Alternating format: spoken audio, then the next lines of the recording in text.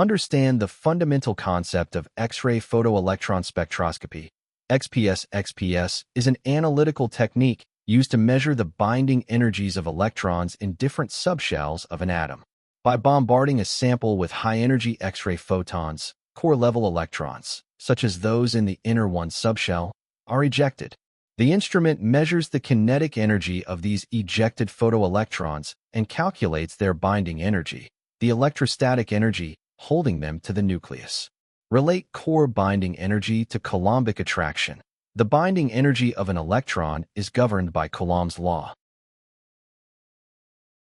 E is proportional to Q1 Q2 over R for core 1's electrons, which are closest to the nucleus. Electron shielding from outer shell electrons is negligible. Therefore, the attractive force holding these core electrons in place is directly proportional to the number of protons in the nucleus. The nuclear charge, Z.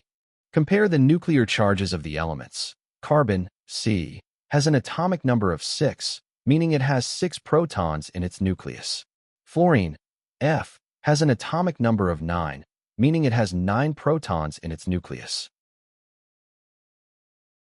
Determine which element has the higher core binding energy. Because fluorine has a greater nuclear charge, 9 protons, than carbon, 6 protons, its nucleus pulls on its core 1's electrons with a much stronger electrostatic force.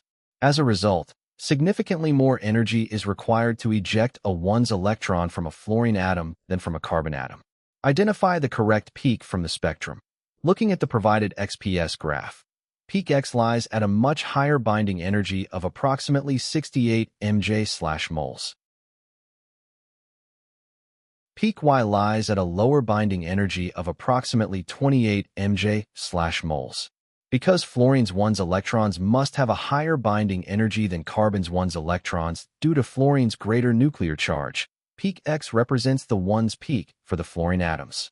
This matches option B. The correct answer is option B, peak X, because F has a greater nuclear charge than C has.